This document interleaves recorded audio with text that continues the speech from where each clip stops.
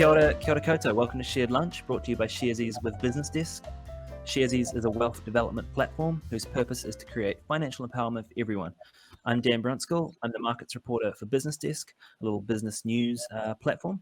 We actually have a special offer for Sharesies investors from BusinessDesk. If you use the promo code SharedLunch100 when you sign up, you'll get $100 off an annual subscription. It's usually $250, so it's a pretty big discount. The offer only applies to new BusinessDesk subscribers and can only be used once per subscriber and can't be used with any other discounts. We'd love to see you. Before we get started, here's some important information. Investing involves risk. You might lose the money you start with. We recommend talking to a licensed financial advisor. We also recommend reading product disclosure documents before deciding to invest. Everything you're about to see and hear is current at the time of recording. Also, just a quick reminder, if you have any questions for our guests today, you can submit them through the Ask a Question button down below. Don't leave any questions in the discussion area as they're likely to get missed. I will not see them, but do ask questions. Interesting topic, lots to talk about. Please be kind and respectful towards our guests and your fellow viewers, otherwise we will remove you from the webinar. Today, we're joined by Dr. Mahsa Mohaghegh. She is a computer engineer and the Director of Women in Technology at the Faculty of Design and Creative Technologies at AUT, which is basically where I studied, although in a different field. She's here to be our guide into the world of artificial intelligence, a technology that is very pervasive and only becoming more important in our lives. Welcome, Mahsa. Kia ora koutou. Thank you so much, Dan. It's brilliant to have you with us. So we want to be really clear on what exactly AI is. The term bounces around a lot. People have different definitions. And I think you have prepared a little presentation to help us get into the subject. So we might just launch into that, and then we'll interrupt with some questions, see how we go. And then viewers, don't forget to ask questions so that we can get to them at the end and put them to Mahsa. So Mahsa, over to you. Thank you so much, Dan. And just like any good lecturer, so I have some slides with me. So I'm just going to go through a few slides. So I just wanted to say artificial intelligence. It's a topic that usually people, some people, they know about it, and some people, they're just thinking it's a things for the future. So what I really want to talk today is just demystifying some of those buzzwords out there. And one of the things, the word that I don't really like is that D word, disruption. And I just want to tell everyone that disruption is really upon us. So we are living at the time and we enter the era of technology that there are a lot of advances that changing the way that we are, living. So one of them is, we're living at the time that the biggest taxi company owns no cars, or one of the biggest media company like Facebook, they owns no content. So what do we really call that? So this is disruption, and this is the time that we are living. But is artificial intelligence is something new or not? So I think we're living at the time that we have ability to collect a lot of data, and that has opened a lot of opportunities to make a significant improvement both in accuracy and the quality of the work that we are doing. We are at the time that there are a lot of sensor, cameras, GPS receivers, and these devices, they can collect enormous amount of data. And not only that, they are capable of processing this information. So just one example, in public safety, so you can collect 520 terabytes of data using the cameras within a city in each day. That's a lot of data. So the things is changing right now, that we are living at the time that devices are much more powerful, and the function they're performing today, the amount of data that they're capable of processing at every second is increasing. And when you start comparing these to what they were 10 years ago, these numbers are staggering. So your smartphone at the moment, it has over 12 million lines of code, or your simple small smart device appliances at home, they have over 5 million lines of code. And what does that mean? It means that we are living at the time that we have a lot of information and data. And this is the graph I really like. And I usually ask all the audience to tell me what is the very first thing coming to your mind looking at this picture and graph. I don't want to go through all of the stats there, but this is what is happening in 1 minute. Just 60 minutes ago in the internet. So then what is the very That's first thing? 500 hours of YouTube content uploaded. 500 Yes, hours of YouTube. That's a lot of videos. that's a lot of And I'm a big videos. watcher and I couldn't get through that.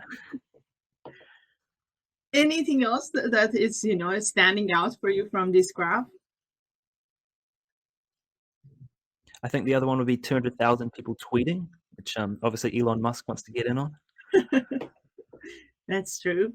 I asked as many students of mine. What stands out to you? A really good question. So I'll tell you some of the things that I heard from people the very first time they saw this photo. One of my students, he said that job opportunities. Fair point. So there are all companies out there. They're looking for talent. And the other one that was very, very interesting was the number of applications and the number of apps out there that we're spending our time on a screen. And if you look at the date of this, so this is 2021, and this was a time that we spent a lot of our time during pandemic on our phones. And if we have a little comparison, I was really, curious to see what was that during, 2020 and 2021, those pandemic years that we are living on our phone and in online and virtual environment compared to 2019. You will see that some of those applications changed, the way of reporting this information throughout the year changed. But one thing which hasn't changed, and in fact actually increases, that's the amount of data we are collecting. To me, these three graphs is only one thing, and that buzzword of big data. So we are living at the time that there is no shortage of data. You can get your hands in any types of data, you name it, video, text, sound, images. So we have all this information. But the problem is that with this amount of information, we can really process these things. And, the human capable is not capable of, getting meaning and information from that. And some of you might know Jack Ma. So he said that machines have been drinking electricity, but in the future they will drink data. And this is really what the problem that we have. So there is no shortage of data, but what we face is the task of using it, making sense of it, putting it to work for us. And this is the promise of artificial intelligence. So I do have more slides, but I just want to kind of stop it here and start a conversation with you around what artificial intelligence really is and what do we mean by, artificial intelligence. Artificial intelligence really, it is the capability of solving problems. And if you find an application, it doesn't necessarily solve a problem, I would really call it an AI app. And the other thing is we really want to train system and machines to be able to solve problems, support decision-making, learning over time. So if you find an application is capable of, solving problem, learning, and it gets better and help us in, some kind of decision-making, so I would call it an AI application.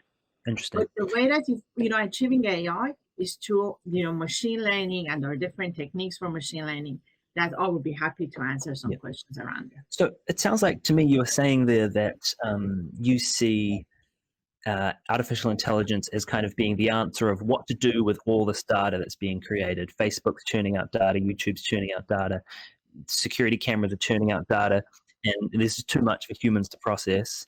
And artificial intelligence is the answer of how do we look at this data because humans just can't go through it. Is that kind of what you're saying there? Yes. The promise of artificial intelligence is bringing the good of the both worlds together. So if we can combine that, common sense, morality, and, everything from the human side with the computer power, the computer cognitive system power in terms of locating data, pattern identification, that will speed up the process, that will increase the accuracy, and therefore helping us to get the better outcome. So if we can bring these two together, that is the promise of artificial intelligence, and this is what we hope to achieve. Yeah.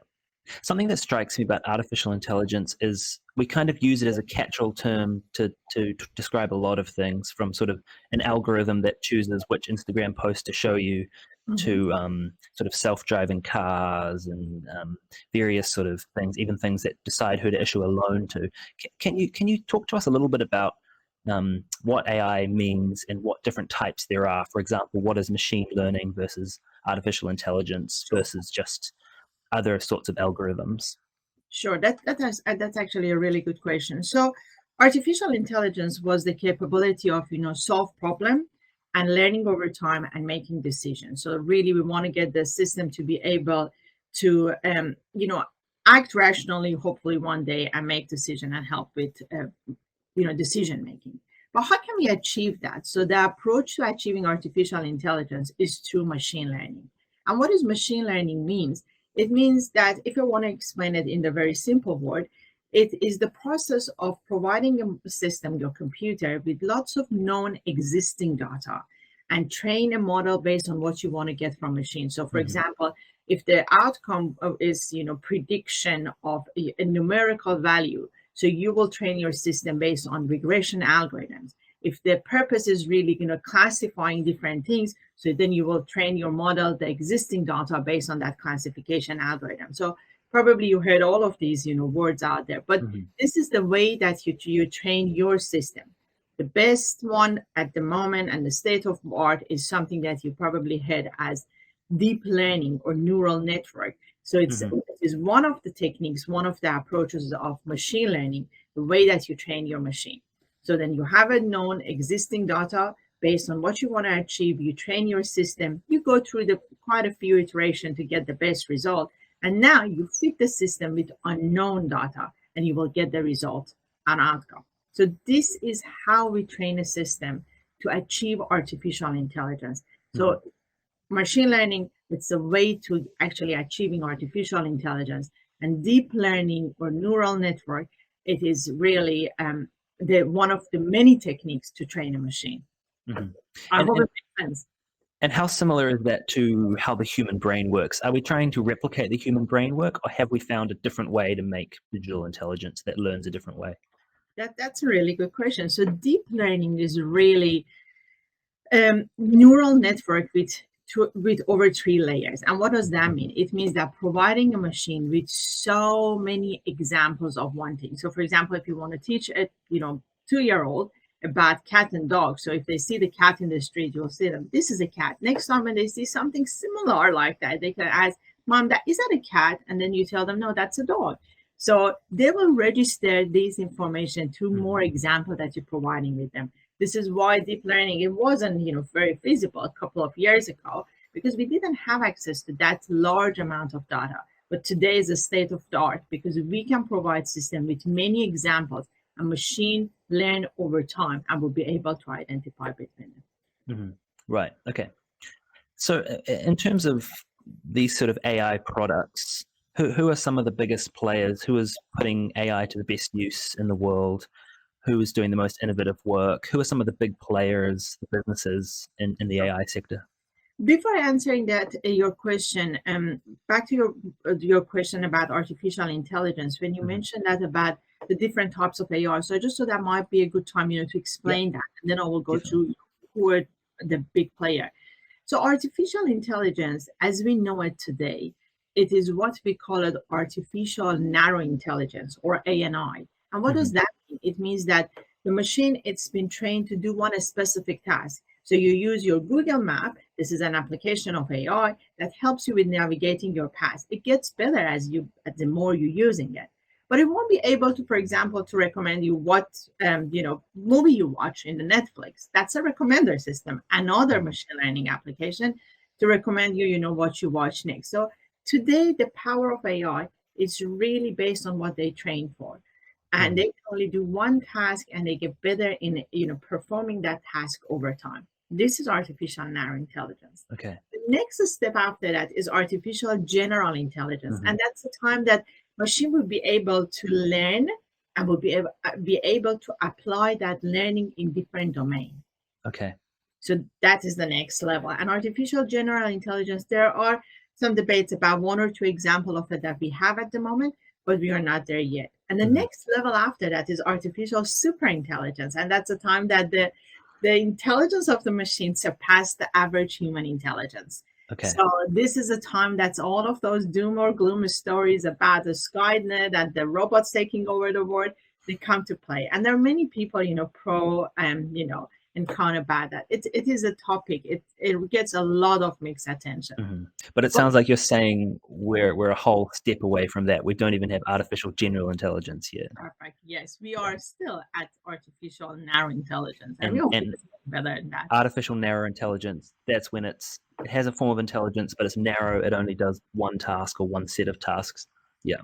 So that idea of general intelligence, how far away is that? I know Tesla have said they want to build a humanoid robot that can do whatever you teach it to do. That sort of robot that can learn anything you teach it.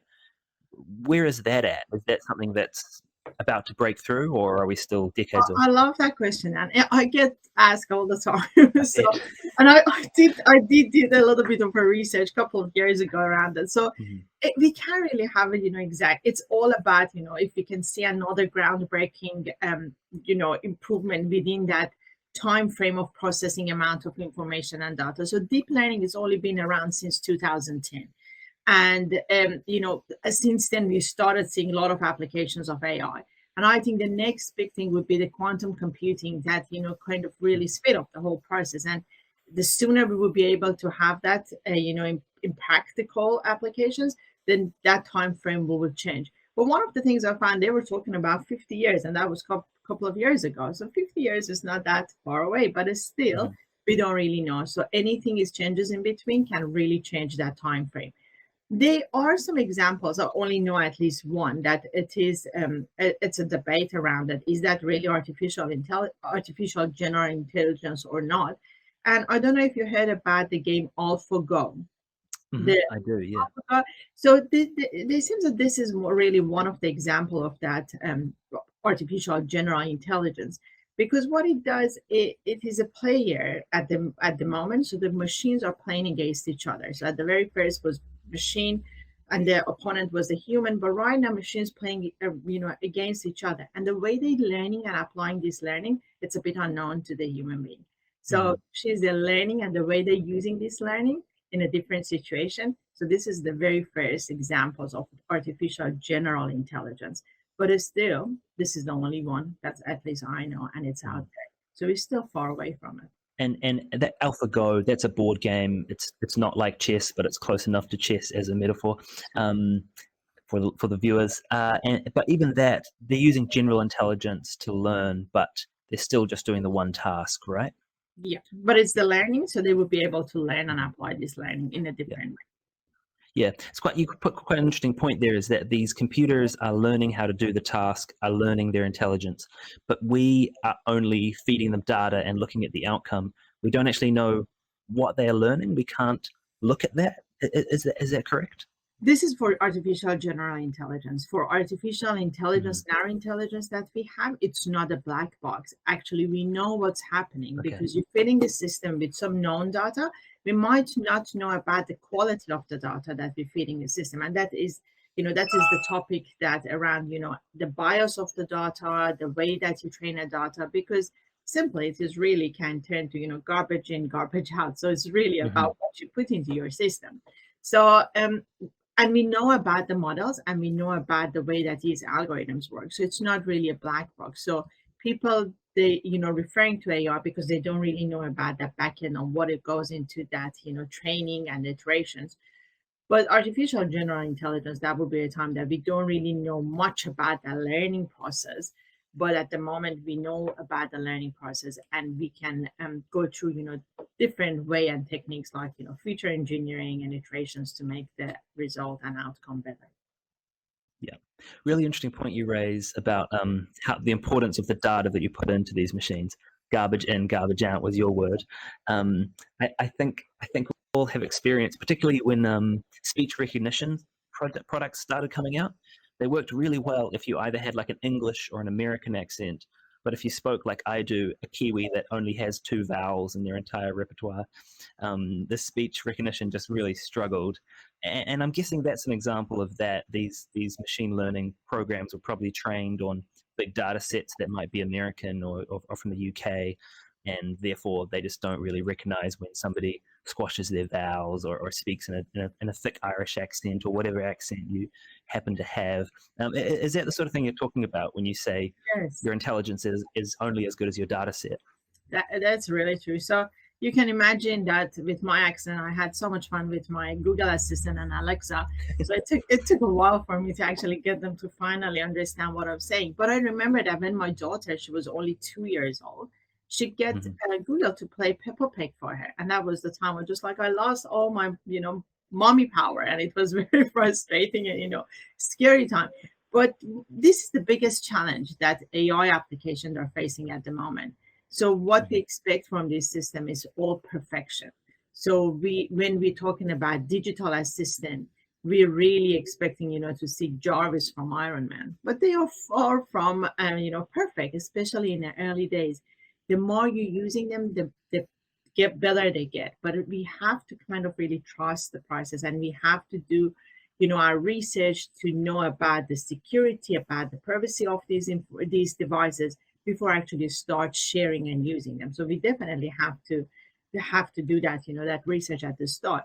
But after that, when you start using them over time, they actually start getting to know you better, and they started providing you a better outcome. So you probably notice your search engine comes up with a better result, and you start searching for something, and your Google Home Assistant or Alexa started understanding your accent over time.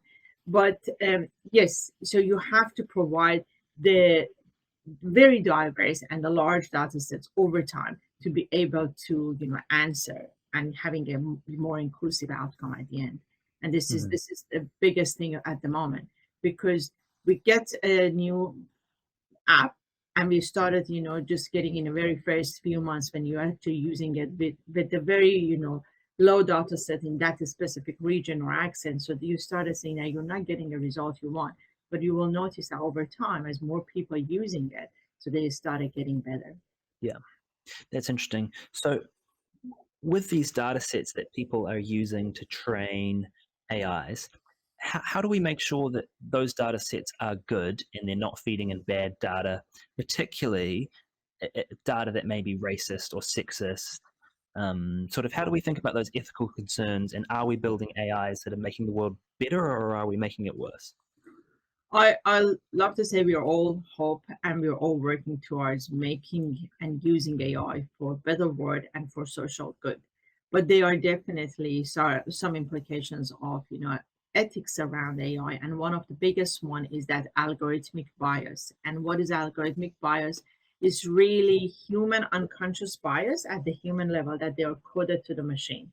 So this is why it's really important that probably there are a lot of algorithms at the moment that they're trying to help to minimize the bias in the data set, that you apply all of them. But I think that one of the very first and fundamental things that we can do, it is having a diverse team of developer, tester, and people on board at the very start and beginning. So then you can pretty much, be sure that you will go through these testing within your team, and the more diverse, probably you will cover more, different perspective and different view and different going through different testing.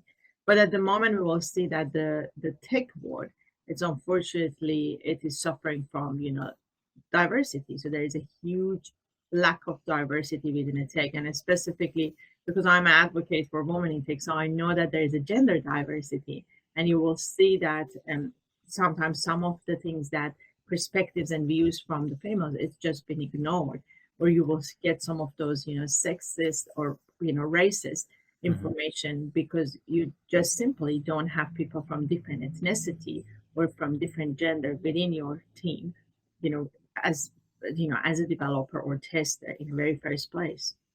So if all our algorithms are being built by 30-year-old white men in Silicon Valley, the outcome might not be very universal. It might only work well on white men in Silicon Valley. That's one of the many ways that we can hopefully tackle that algorithmic bias. But I think this is the one that we can consciously work towards it, and we can actually just remove that barrier. And then we're hoping that over time our algorithms would be able to identify these biases. So you're a professor at AUT. Are you seeing the type of students coming through studying these topics becoming more diverse, or are you still seeing male-dominated classes? How do you see the sector changing in terms of diversity? Unfortunately, we're still seeing a huge gender gap in the tech, Mm-hmm. specifically in the School of Engineering, specifically in the last few years with not having many international students here in New Zealand. So Mm-hmm. that gender gap increased. And at the moment, I think here in New Zealand, the stats we had in 2019, so that the tech force of females in New Zealand, it's only less than 25%. And Really? yeah, so this is what we're seeing. And in the classrooms, so we're talking about 10 to 15%. So as you can see, the pipeline is still really suffering from that gender diversity. And this is the work that we have to invest and we have to work. And I think our industries out there and government, they can actually come up with a lot of initiatives that we change the view around tech and we talk about the opportunities. And if we can have the human-centric lens on the works that we can achieve through tech, we might have better way of attracting more female later on in this field. Mm-hmm. Yeah, interesting. Just circling back to the big players that are using AI, we've sort of got a decent overview of what it is now. Who do you see as being the most interesting players, the biggest players, those doing the most with AI today? China and North America, so they are doing really great in this field. And just before COVID, I was one of the university professor and lecturers at university in China. And I remember at the time, they did have this live dashboard that they could provide me real-time report on students, the way that they're engaging. So what percentage of the students they bored, who really needs to stop, and and at the same time, we're just providing a real-time feedback about the level of engagement with the students. So they're doing some amazing things in that field, and specifically in AI in education, they are really pioneers. So both North America and China, they are doing some fantastic work in that space. Yeah, interesting. And in China, is that coming from sort of businesses, the way we would understand innovation happening in America, or is that more happening at like a state level? Why is China doing so well on it, do you think?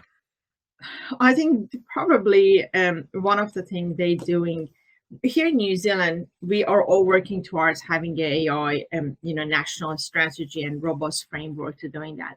Probably they have less kind of like limitation in testing and trialing different applications. So, for example, in a classroom that they, recording myself and all the students 24/7, there is no consent. So is that ethical? Do we really want to be part of it? So I think because they not having so many restraints around these, trials, they might be the reason that they are pioneer and they get to, test and release these applications faster. Whereas we are here with Vine, we're just going through the ethical process. We just want to get that right from the start. And that might, kind of like slowing down our process in terms of, releasing these applications. Whereas a company like Facebook, who has really been a leader in kind of algorithmic advertising and that, they're facing a lot of pushback from American and European regulators who are saying perhaps using all this data is not ethical and you might have to hit the brakes a little bit. Do you see that potentially slowing down the industry? Could companies like Facebook have to wind back the amount of artificial intelligence they use? I think it is important to see that to slow back and we make sure that we are doing it, properly.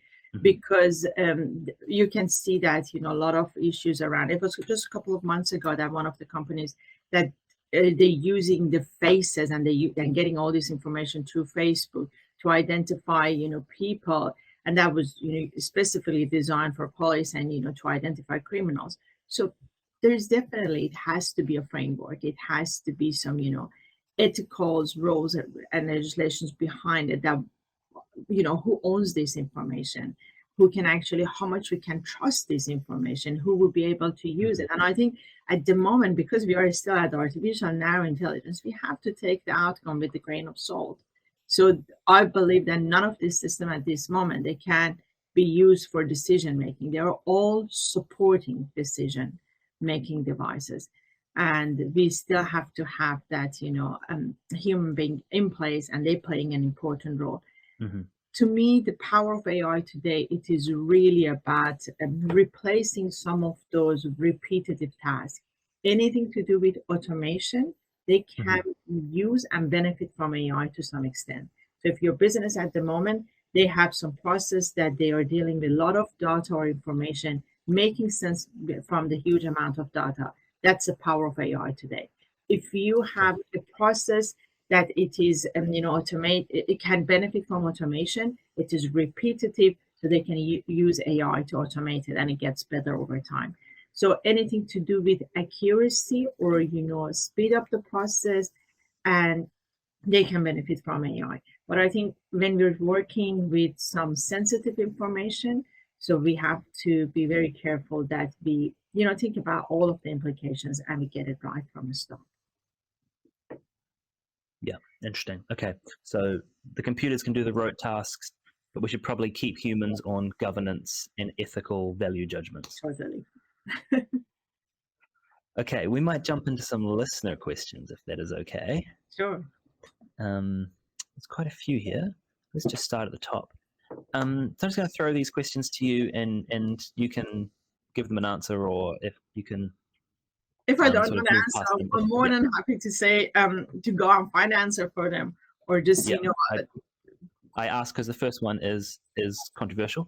It said, could a rogue nation weaponize artificial generalized intelligence, like they have with nuclear weapons? Basically, they're asking, is there a risk that artificial generalized intelligence could cause an end to the human species the way we see in science fiction? Is that something you worry about? I'm worried about. So if the AI is not in the hand of right people, so they don't know how to use it, that can be really scary. So that's true. So there are a lot of work around, autonomous weapons and autonomous arms here in New Zealand. So hopefully, as we know, that New Zealand, it is not in favor of, having these, that regulations around that. And with many other countries, we are against it, and we just, banning that here in New Zealand, which is great to see that. But yes, it can be scary, and it is, and it has to be really handled properly in every country. Yeah. There's another interesting question here from Stu, which says, all this big data that the algorithms have to use and feed upon, where and how is it all stored? Very good question. So it depends of the different companies and different organizations or different applications what was their data collection process. Sometimes you will be able to collect this data, or you collected this information over time within your business. Sometimes you access and you just, getting all this information through some of the crawlers, web crawlers, through the internet, and you have, a mixed type of information that we usually refer to it as unsupervised data.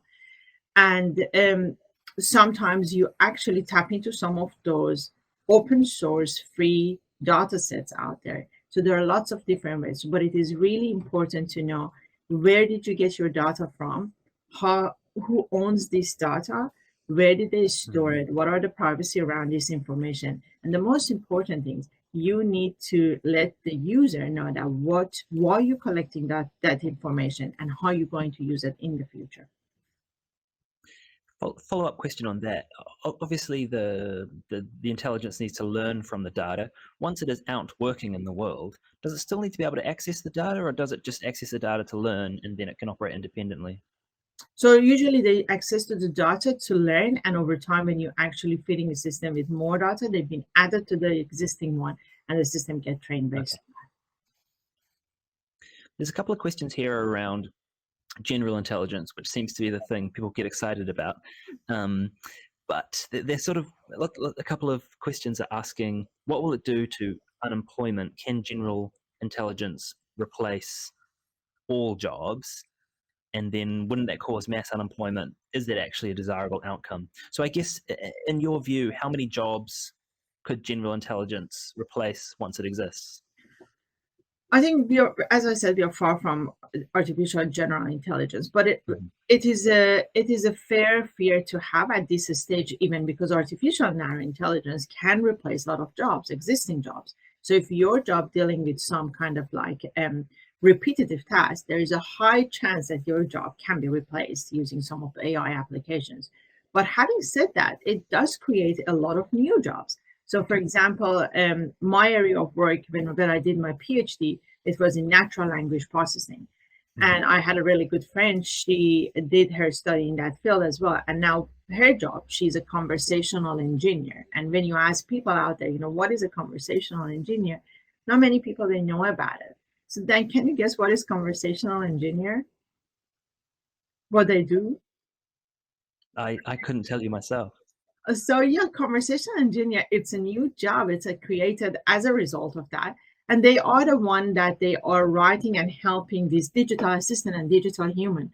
So I remember a few weeks back, so you had an interview with Soul Machines with Greg, and they're using a lot of people with conversational engineering skill, that they write this script and they're helping the digital assistant and digital human to become more human-like. So this is a job as a result of artificial intelligence. We might lose many of the jobs, but at the same time, they will create many more jobs. In fact, 85% of jobs in 2030, they don't exist yet. So although they don't exist, but we know that they are highly based on digital technologies, artificial intelligence, and machine learning. So we can upskill and we can, learn about these skills, knowing that future is going to be impacted by them. Yeah. And it seems like we've kind of been through this before in the Industrial Revolution. Before the Industrial Revolution, we all used our muscles to farm and build things. And then we invented all the machines to do it so that one person could do the work of 10. And everyone was like, what will happen to all the jobs? Now we're all lawyers and journalists, and not all of us, but obviously a lot of us. Yeah. So I guess we could see a similar thing where some of those jobs go away, but new jobs get invented. That's right. That's right. Okay, interesting. Let's see what other questions we have in here. We are running out of time. Here's a specific one. Give your best guess as to when autonomous cars could be operating in New Zealand. Do you have a view on that? In New Zealand, we know that they're all in the streets back in US and Silicon Valley. And so I really hope that we'll be able to see them in New Zealand sooner rather than later. But, we have, as a small country, we are in a great position to be the testing ground for so many of these, applications. And I really hope that we will be able to sort out our a framework around use of AI here in New Zealand. That would give us opportunity to be able to see them, sooner rather than later. Cool. So we could potentially get it before some others. That would be exciting. Yeah, that would be exciting. Yeah. All right. Well, I think that's probably all we have time for. But we really, really appreciate you coming in. Thanks for tuning in, everyone. And a big thanks to Mahsa for joining us. We really appreciate your time. Thank you so much. And thank you for your time. And I hope that after this session, now you know a little bit more about this field, and I will be more than happy to answer any questions. So you can find me, and I'll be happy if I missed any questions here in this session with the time. So we'll be more than happy to connect and answer more questions. Thank you again to you and to Sharesies and for having me today. We appreciate it a lot. I definitely know a lot more than I did when I started. Please check out Sharesies' financial news podcast. It's called Recap. It's around 10 minutes long and it's published 4 times a week on Spotify, Apple Podcasts, Google Podcasts, or wherever else you get your podcasts. Next week on Shared Lunch, my colleague Francis will be hosting a chat with Auckland International Airport CEO Kerry Hurihanga-Anui. There's a link to register for the chat now. Enjoy the rest of your week and stay safe. Thanks for tuning in. See you again.